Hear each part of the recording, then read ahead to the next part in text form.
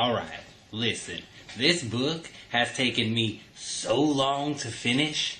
I was on part 1, and I looked down at the little audio book, and it said, look, you only got a little bit left. And I knew part 2 was 4 hours. And I said, you know what? 4 hours, I can do that. That's just another 4 hours of this garbage.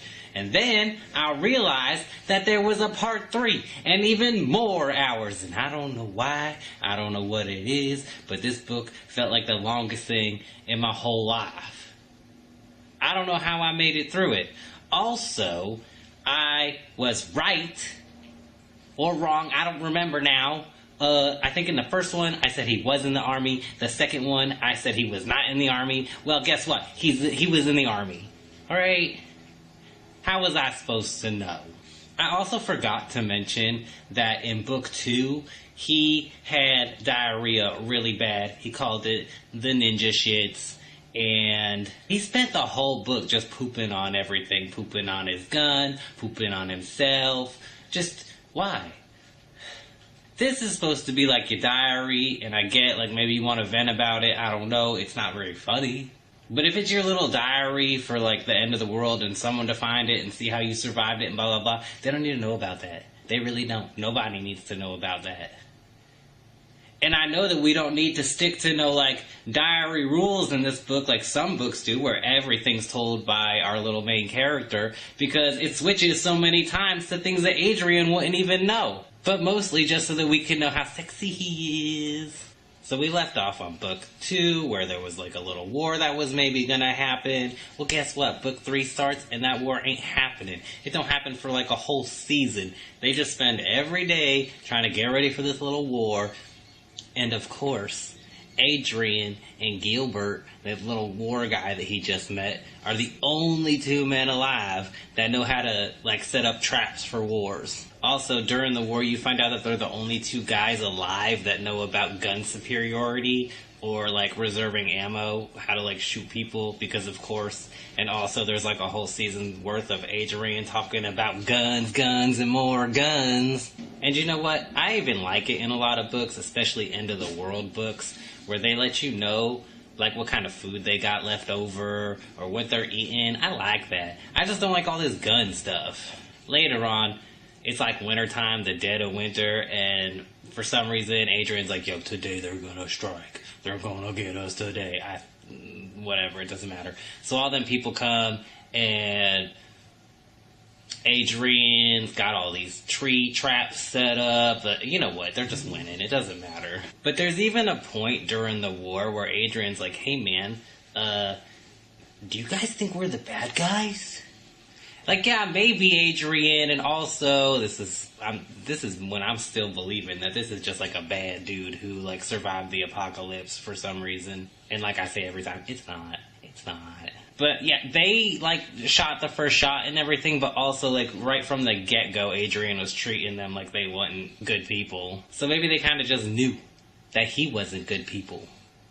Gotta take him out. So they just shoot around. Of course they're winning. Adrian's, like, killing everybody.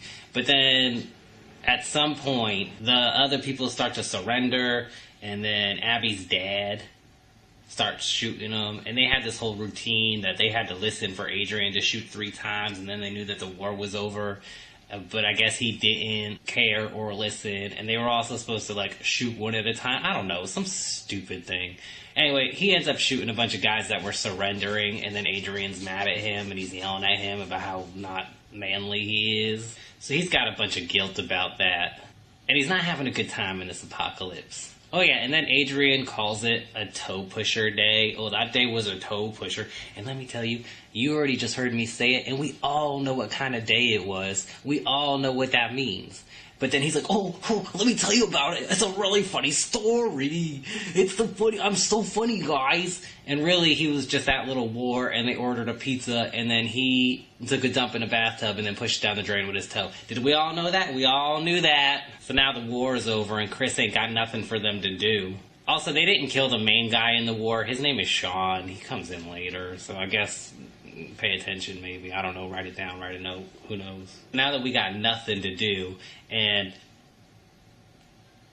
there's no drama, I guess Adrian's gotta go get a stove for the other building that Abby and her can stay in. They're freaking rhymed. They go off to find this stove, and I think Adrian already knew where it was, but whatever.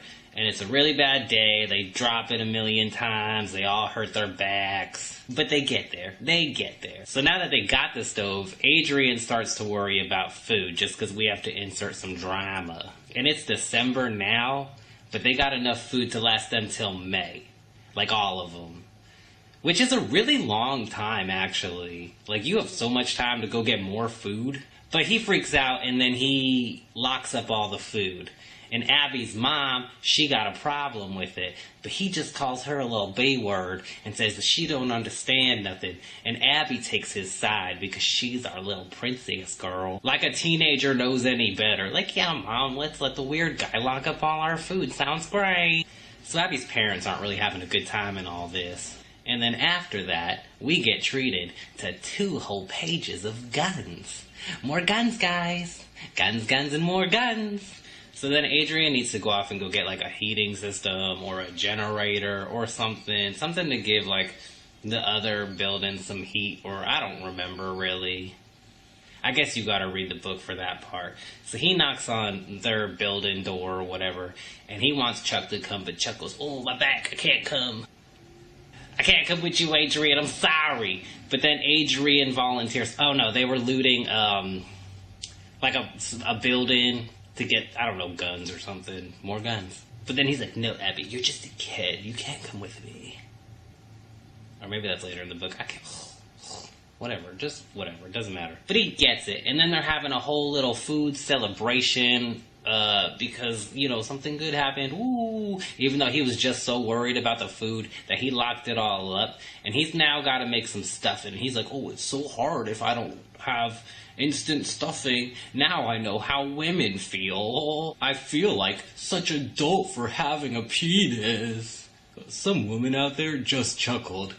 I know. I hear you. Hey, Chris, what girl is reading this book? What girl is listening to this garbage? Unless she's somebody like me who just likes garbage books, ain't no woman out there chuckling. Also, if I found Adrian's diary, I'd read the first 3 pages, decide it's garbage, and throw it in my little fire to keep me warm. I ain't reading that. Who's reading that? Actually, I think it's on a laptop. I'm going to use that as target practice, and I'm still going to throw it in my little fire and keep me warm. So then the book runs off to these other researchers in Africa, and they're going to get to watch this, like, burial happen. Ceremonial burial. Somebody died. Somebody got to get buried. They're not allowed to film or nothing, because it might scare the spirits away.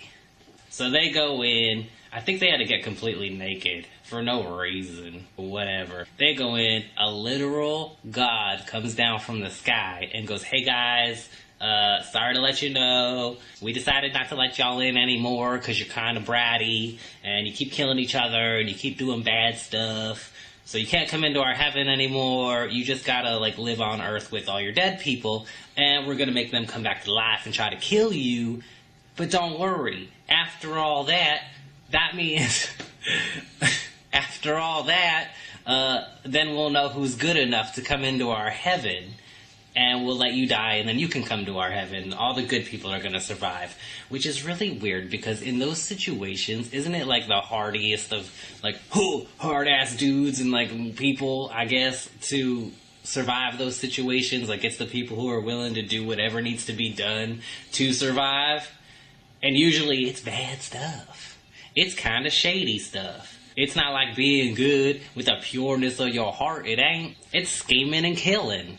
So then it tells you about the whole zombie outbreak. He's really stretching this book out, I swear, but nothing's really happening. Because he has nothing for Adrian to do right now. He can't, and old Christy don't know. He don't know what's got to happen now. But we go back to Adrian, and now he's teaching Abby and her whole little family how to shoot guns. But he took the gun away from her little brother because he was, like, trying to twirl it on his fingers, and Adrian goes, oh, he plays too much video games. He's not responsible enough for a gun. Even though in book 1, he, like, knows it's a zombie apocalypse and what to do because he watched movies and played video games. But because this kid plays video games, no, you don't get a gun. Which, you know, fine, don't give kids guns, I guess. But that was the stupidest reason to not to. Also in this book, I think Chris realizes that, like, Adrian's kind of sexist.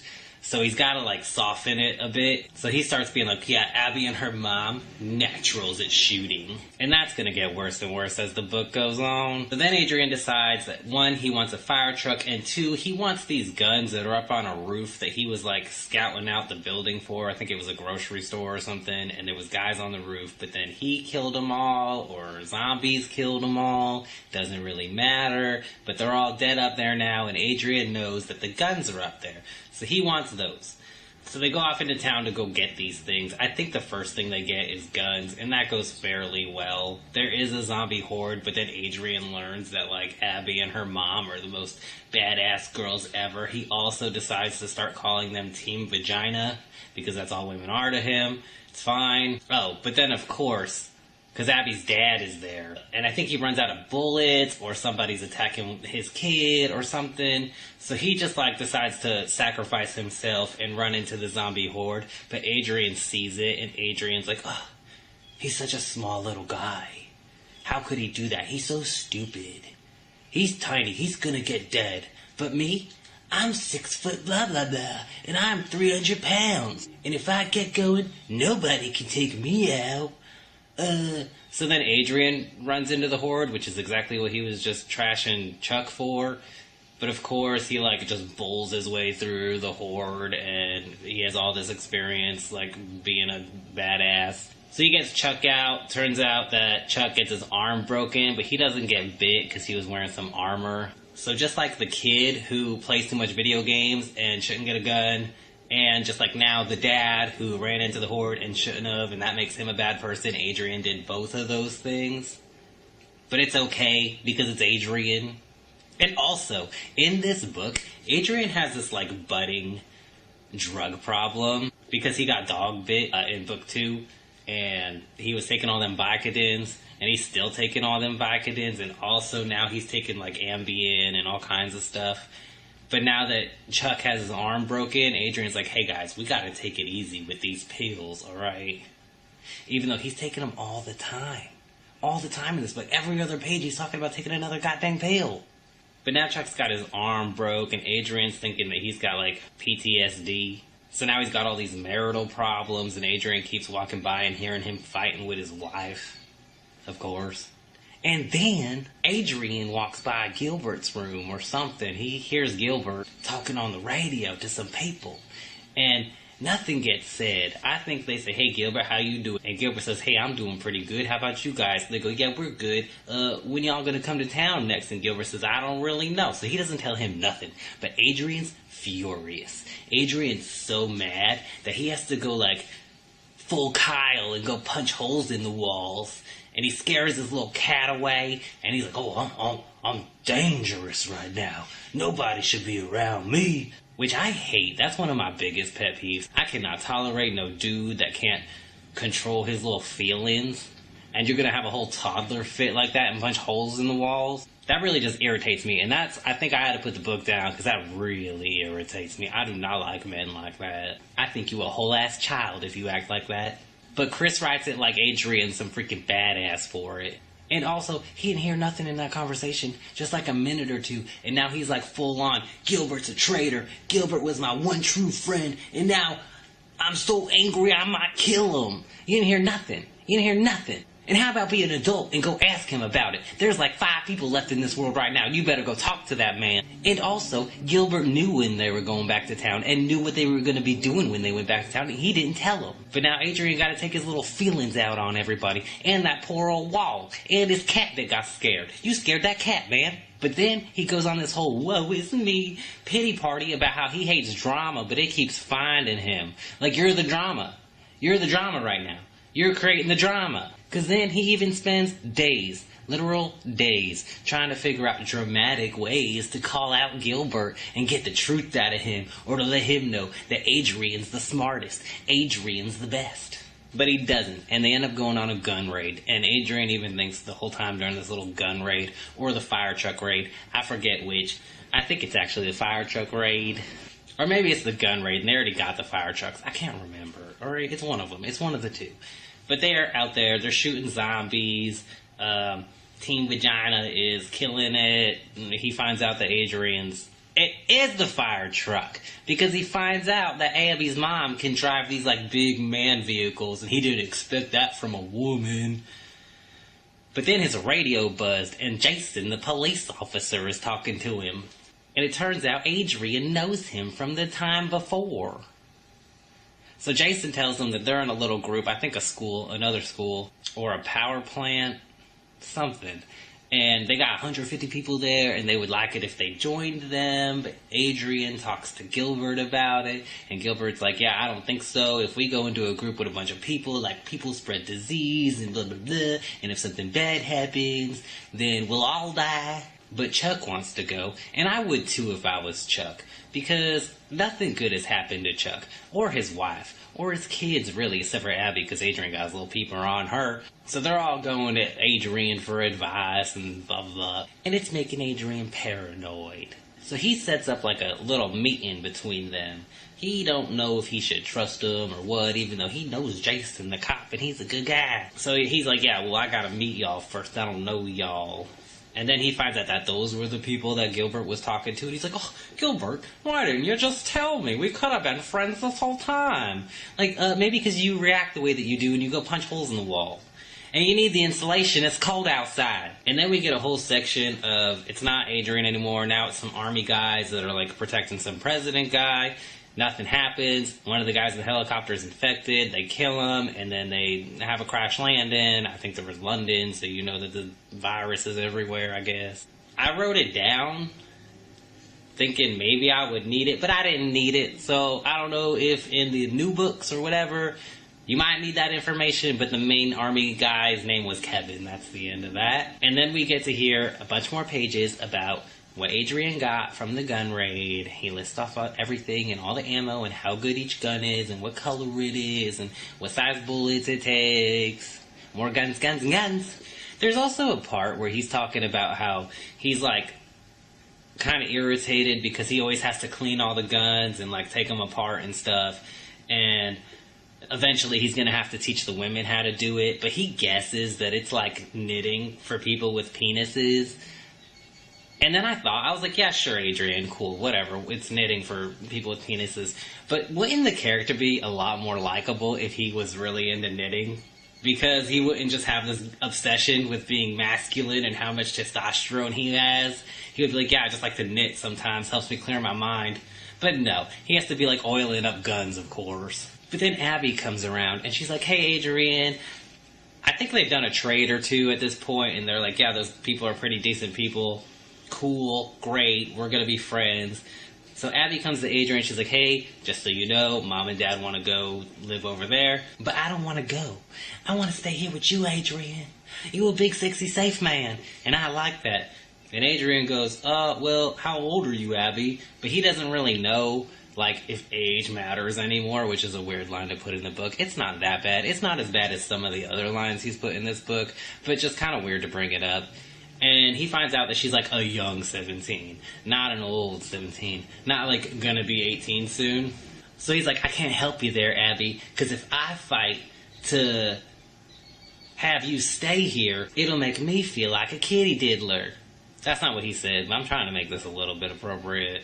It's not. Which I don't think it really would if you brought it up in the right context, like, hey, she's happy here, she's safe here, blah, blah, blah. She's the one that chose to come here. She's old enough now to make her own decisions. Like, that wouldn't seem weird to me, but to Adrian it would. However, but Lincoln, Girl Scouts, selling cigs doesn't make him feel inappropriate, or peeping in at young girls in their rooms at night doesn't make him feel like a kitty diddler. Which makes me think that he has intentions with Abby, if that's the thing that he's thinking about. But anyway, it doesn't matter. He tells her he can't, so she has to go. Oh yeah, and the other group, the leader contacts Adrian, and he's like mad that Adrian took the fire trucks, and he's like, hey, they kind of belong to the city, we have more people, we need them more, and Adrian defeats him with facts and logic. Because Adrian didn't know there was other survivors, and what if he encounters a person on fire or a zombie on fire, and that's his biggest fear. And then the guy, like, storms off and he's mad. But don't worry, he comes back and he realizes that Adrian's the smartest and he knows everything. And Adrian's like, yeah, maybe I'll share these trucks with you guys later. Or maybe you could just go get your own. And then there's this other part where a lot of times in these books, it really irritates me. Little Chrissy will write. Adrian will be telling you about something. He'll be like, oh, go look it up. Like, I don't want to. I just want you to tell me what it is. Just tell me what it is. And there's this part in this book where he's telling Abby and her mom, like, combat ways to kill people and whatever. And he goes, I even taught them about slicing the pie. Oh, what a bad way to die. What a brutal way to kill someone. Go look it up. So I did. I was, like, actually curious this time. I looked it up. And I don't know if I looked up the right thing, but I looked up a bunch of different pages to see if it was it, because slicing the pie is just like a way to clear a window where you just, like, stand here and go, ooh, ooh, ooh, ooh, ooh, like making bigger pie shapes out the window until you find the person and you shoot them. I haven't watched a YouTube video about it, so I don't know how that's a brutal way to kill someone when it's just shooting somebody. Does Chris know what slicing the pie means? Because I looked it up a bunch of different ways. Like, I looked up slicing the pie, way to kill someone. Slicing the pie, combat. Slicing the pie, army. Nothing. It's all the same thing. It's just going like, ooh, ooh, ooh, ooh, out the window. Don't tell me to Google it if you didn't Google it. So then Adrian hears this giant explosion. Turns out that the guy that they had the war with, I think his name is Sean, blew up the gas station that Adrian liked to go loot at. So Adrian goes and punches more holes in the walls. Not very insulated anymore. And then while he's all hyped up from punching holes in the walls, he goes over to Gilbert's house with a gun and, like, puts a gun to his chest. And he's like, Gilbert, I know you're a backstabber. And you better come clean with me. I know all about your plans, blah, blah, blah. And then Gilbert's like, boy, I'm what was he? A Green Beret. And I've always held everything close to my chest. I don't trust nobody, so I ain't going to tell you about my other resources. And Adrian's like, yeah, good point. I wouldn't either. We're best friends now. Really irritating. He is a 12-year-old. He acts like a child. I don't like it. This book was one of the more irritating ones I've ever read. Then we spend a bunch of pages bullying Chuck, who's Abby's dad, and more marital problems with them. Like, the mom is now even saying that he's like a little wussy and blah, blah, blah. And Adrian's like, oh, he's in trouble. He's not a masculine man. But every group needs, like, someone to bully. And I kind of agree with that. I like to have somebody in my group to bully. So I'm okay with that. Adrian says stuff that I feel like might be annoying, but then I go, oh yeah, you're right. So he's got that going for him. But then the other group is like, hey, Adrian, we're, like, kind of starving a little bit. We kind of lied about how much food we have, or maybe Adrian calls them out and says that. They're like, well, we need you more than you need us. And for some reason, Abby's family is like, yeah, let's go over there. And, like, none of the kids want to leave. And now Adrian starts talking about what, like, a cool guy Abby's little brother is. I don't even know his name. Randy. His name's Randy. That just came out of nowhere. But he's not important. And he's not even in the book. He, like, stays home every time they go out and do, like, you know, Adrian stuff. So none of them want to leave, but the parents are like, yo, we're leaving. This other place is great. But then Abby, like, gets out of the car and runs back to Adrian. Is like, I'm going to stay here with you, Adrian. I can't leave you alone. But, like, Abby kind of does, but Adrian doesn't really want Abby around because he's planning on, like, going and attacking Sean's group because they blew up his gas station. And he doesn't even know. There's no proof that this was Sean's group. It could have been anyone. It could have been lightning that hit the gas station. He's not even gone over there and investigated what happened. He just heard the explosion, said, yeah, somebody just blew up my gas station. Must have been Sean. So now I'm going to go kill his whole group.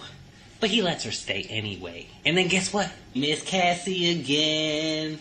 And we don't learn nothing about her at all, except she's a blank piece of wood with some boobies. It's Adrian's favorite. So we miss Cassie a couple more times, now that Adrian's lonely and doesn't, like, have maybe Abby's mom to gawk at. And then it switches over to Abby's family, without Abby, of course, like Abby's mom and dad and her brother, living at the new place, and they're starting to realize that it's not that great, like, they don't have a lot of food, and they start really regretting it because big, strong Adrian isn't there to be their masculine leader, but they think that they gotta stay because now Randy made some friends. Randy's the son, and Randy don't make friends. Nobody likes Randy. Randy's a weird kid. But then, of course, immediately he gets in trouble. They call the parents over and they're like, hey, Randy just punched this little kid. And Randy's like, well, the kid called me weird, so I had to punch him. And they're like, hey, Randy, don't punch kids. But then Patty, Abby's mom, goes off and she starts to realize that the zombies are acting kind of weird. I forget what they were doing with her. Maybe just walking around. I don't know. Oh, wait, maybe I do know. Maybe they were all standing outside. All the zombies were standing outside. I don't know if it was at this part or if I'm, ruining a later part. But she goes outside, or she looks out the window, and she sees a bunch of zombies, because this little school that they're in is, surrounded by zombies. And they're all out there, and they're all holding one book. They're not doing nothing. They're all just standing out there holding one book. So then they get called to the office again, and turns out Randy went and got a gun and then shot that kid in the head, and now he's dead. And Randy's like, what's the problem, guys? I just shot him in the head. It's cool. He's not going to come back as a zombie, but I had to kill him because he called me weird. Ugh, and I'm tired of being weird. So they're, yelling at him about it, and he goes, well, y'all don't give me no choices out of my life, blah, blah. And then he shoots these, explosive tanks. I forget what they were. And boom, they're all dead now. He blows up that whole camp. They were barely there for a couple of days, and now they all dead. That's so stupid. If anyone's gonna be the bad guys in this book, it's Adrian's whole team. Anywhere they've gone, it's just been drama and chaos. They're the bad guys. They're 100% the bad guys. But Abby's over at Adrian's camp, and she hears the explosion or sees it, and she's like, they're all exploded. So now Adrian thinks that Sean just exploded that place too, and now 150 of his friends are dead. And then he starts talking about people having strange dreams. Everyone only dreams about people who are already dead. They don't dream about the alive people no more. I should have probably wrote that in my little, strange things that are happening, but I didn't. And I brought it up now, alright? Sorry. So then Adrian's out trying to, find Sean's group, and he does. He finds this little farm. No, the farm's not in it. He finds a farm, and he knows that it leads to Sean's group. Does a little sting operation and waits outside the farm and then stops this car that's got two people in it. And they both get out, and he ends up shooting the girl. There's a girl and a guy. He shoots the girl dead, and then the guy is a wimp, of course. And he pees his pants, and then Adrian's talking to him man to man. And he's like, I'm not even being that threatening. I'm just talking to him. And then he pees his pants again. This man just peed his pants twice in seconds. Maybe a minute or two. But that doesn't happen, Chris. I don't care how badass you are, it doesn't happen. When does that happen? Never. But I guess Adrian's just that badass, okay? He's just badass. Then they go to the other place, the school or whatever Randy just blew up. They go over there to go see what's going on. They find out that Abby's mom lived and some other guy lived, so they take them back. And she's all traumatized, and the guy's dying, and they're kind of just waiting around for him to die. They're not going to do anything to really help him. They just put him in a room and go, hey, guys, have a good time, whatever. But then it's Valentine's Day, and Adrian's in his room stressing out. He's like, well, I don't want to get the girls anything that'll lead them on. I got to get them something that's okay, and not I'm trying to hit on them. Even though he just had this whole conversation about Abby being so young. How about just don't even get them a Valentine's Day present? Just say Happy Valentine's Day, alright? Or just let it pass. I don't think Valentine's really matters anymore. Oh, and also, this is where I find out that Adrian's 35 years old. I thought he was 33, so it's really weird now when you creeping on these kids, sir. But then Adrian goes and gets into contact with the farm group, the Sean group. Turns out they all hate Sean. They're real on board with secretly planning to kill him with Adrian.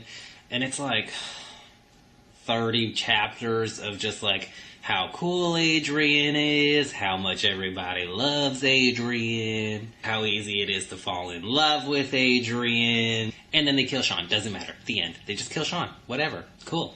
And Abby instantly falls in love with this 20-year-old guy, and Adrian's got some weird feelings about it. But he guesses it's okay now. Oh yeah, and I forgot to say, the other group now, the Sean group, was mostly women. I think it was 27 out of 35 or some kind of number like that. All women, and they all love Adrian. And Adrian's got his pick of the litter now. So he spends a good while making vagina jokes about how he's got to get to know all the vaginas, and some are tight and some are loose. But he's not going to know until he gets close enough. But now that they got this other, like, ladies, like, I guess there's some doctor ladies, there's some pregnant ladies, there's a hairdresser lady that Adrian's kind of got his eye on because, of course, she's got, like, a weird haircut or something.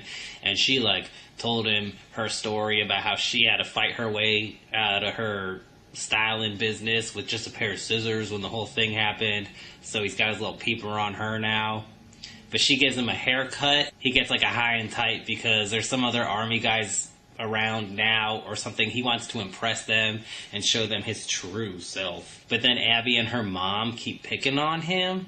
And he, like, writes in his little journal. He's like, I keep telling them to eat my ass, but despite his insistence, they have yet to toss his salad. He might be forced to retaliate with pseudo-violence, so he might throw one of them down and force-feed him his stinker. It's nice that they can joke about that stuff now. I don't know how we went from asking to have Abby stay here makes me feel like a kitty diddler, but like force-feeding her the stinker doesn't. And also, it's nice that we can joke about this stuff now. It's kind of stuff that older men tell younger people to make them feel more mature. Creeps me out. Creeps me out that you talk like this, Adrian. But anyway, doesn't matter. Who cares? Adrian's got a whole camp of women and he has to fight off of them. And then, of course, he goes to bed and he has a dream about Cassie. But it's not like it used to be anymore. It's Cassie telling him, oh, it's okay, Adrian. You gotta move on. You gotta fall in love with somebody else now because I'm dead. And that's when he wakes up from that, and that's when he starts talking with other people about, they all find out that they're just dreaming about dead people and they don't dream about alive people anymore. And then they look out the window and I ruined it. I freaking ruined it. I spoiled it. I spoiled the ending. They look out the window and now there's a bunch of zombies outside holding one book each. And then the book ends. I ruined it. Why did you let me do that? So that's it. That's it for book 3. Glad that it's over because I've had the worst time filming this. Oh yeah, and the only little thing that I wanted to end on this, I didn't write in the actual story, I forgot, so I had to add it in at the end to my odd stuff that happens, was, I don't even know how I forgot this because it's a big part. But anyway, Adrian's out on patrol at one point and he sees a zombie across a little creek. And the zombie's standing there just looking at him, and it's just pointing at its watch. Just tap, tap, tap, looking at him in the face. And Adrian's like, that's the creepiest thing that ever happened to me. And he's really bothered by it, really traumatized by it. He don't like it. And then it turns out that same thing happened to Sean. But it doesn't matter because now Sean's dead. So whatever. I guess it's just another weird zombie thing. Even though we all know it's teetering its little way into Godville now. Hopefully book 4 is not as goddamn boring.